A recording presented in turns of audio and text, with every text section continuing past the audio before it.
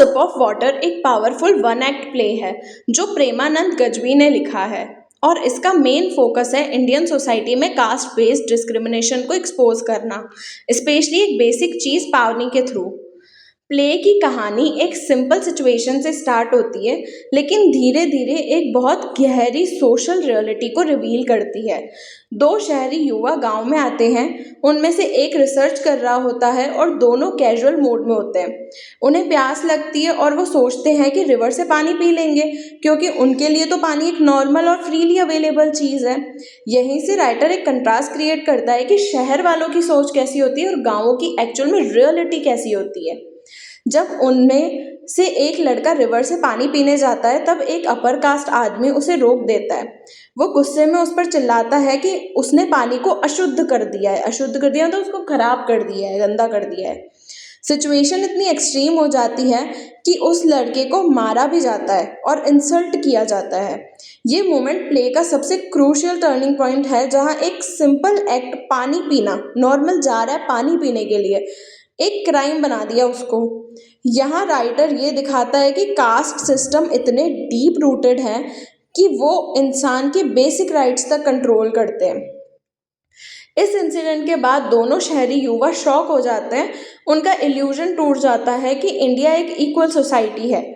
वो एक दलित आदमी से बात करते हैं जो अपनी ज़िंदगी की हार्श रियलिटी बताता है।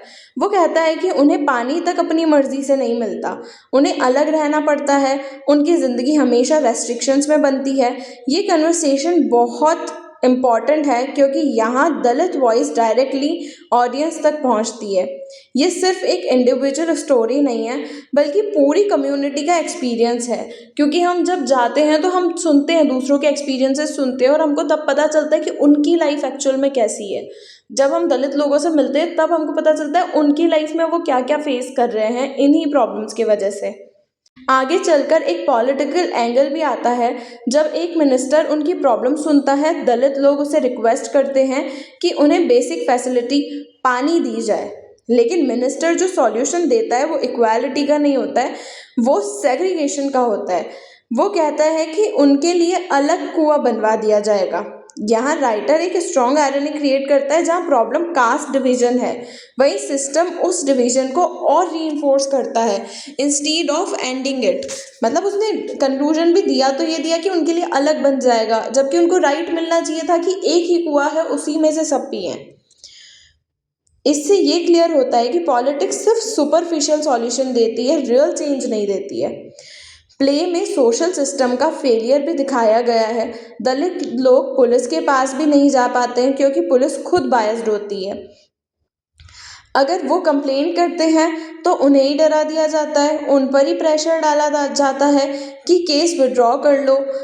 इस तरह जस्टिस सिस्टम भी उनके अगेंस्ट काम करता है। यहाँ गज्वी दिखाता है कि ऑपरेशन सिर्फ सोसाइटी तक लिमिटेड नहीं है बल्कि इंस्टीट्यूशंस तक भी फैला हुआ है।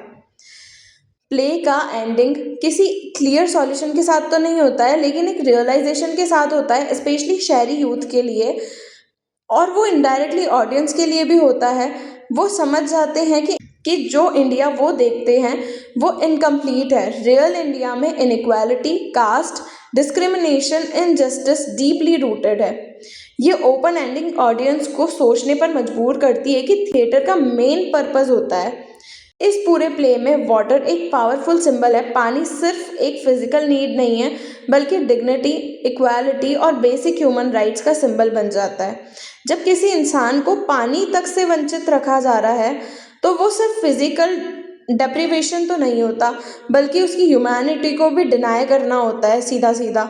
इसी थ्रू गज्वी ये दिखाता है कि कास्ट सिस्टम कितना इनह्यूमन हो सकता है। या आप भी जानते हैं कितने लोगों के साथ, तो आपको भी रियलिटी इंडिया की तो पता ही है। राइटर का मेन पर्पस है कि वो ऑडियंस को झटका दे और उन्हें रियलाइज़ कराए कि कास्ट डिस्क्रिमिनेशन अभी भी एग्जिस्ट करता है, स्पेशली रूरल इंडिया में। वो ये भी बताना चाहते हैं कि सिर्फ लॉज बनाने से कुछ नहीं होता जब तक सोसाइटी की मेंटलिटी ही चेंज नहीं होती है। प्ले एक तरह से सिस्टम, पॉलिटिक्स और सोसाइटी तीनों को क्वेश्चन करता है। एग्ज़ाम के पर्सपेक्टिव से अगर इसको लिखना हो तो तुम्हें इस बात पर फोकस करना चाहिए कि ये प्ले एक सोशल प्रोटेस्ट है जो एक छोटी सी इंसिडेंट के थ्रू एक बड़े इशू को हाईलाइट करता है। इसमें urban versus rural divide, caste oppression, political hypocrisy और denial of basic human rights जैसे थीम्स नेचुरली स्टोरी के फ्लो में ही दिख जाते हैं। प्ले में कैरेक्टर्स को नाम नहीं दिया गया, ये रैंडम नहीं है। प्रेमानंद गज्वी जानबूझकर उन्हें नंबर्स देते हैं ताकि वो इंडिविजुअल नहीं बल्कि पूरी सोसाइटी के रिप्रेजेंटेटिव बन जाएं। मतलब ये स्टोरी किसी एक गांव या एक इंसान की नहीं है, ये पूरे सिस्टम की है। एक और डीप बात इसमें यह है कि ये प्ले सिर्फ दलित सफरिंग नहीं दिखाता है, ये स्पेक्टेटर सोसाइटी को भी एक्सपोज करता है।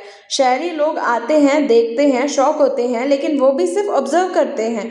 इसका मतलब प्रॉब्लम सिर्फ रिसर्च की नहीं है बल्कि उन लोगों की भी है जो देखकर भी कुछ चेंज नहीं करते हैं। इसके अलावा और हिडन कॉन्सेप्ट है डीह्यूमनाइजेशन का। जब किसी इंसान को पानी तक से रोका जा रहा है तो उससे इंसान नहीं समझा जा सकता है। ये प्ले क्वेश्चन रेज करता है कि क्या कास्ट सिस्टम इंसान को इंसान रहने देता है। होप आपको ये अच्छे से समझ आ गई है। अगर आपको कोई डाउट है तो आप पूछ सकते हैं। अगर आप कोई सजेशन देना चाहते हैं तो वो बता सकते हैं। अगर आपके लिए ये वीडियोस हेल्पफुल हो रही है तो please subscribe my channel. Thank you so much.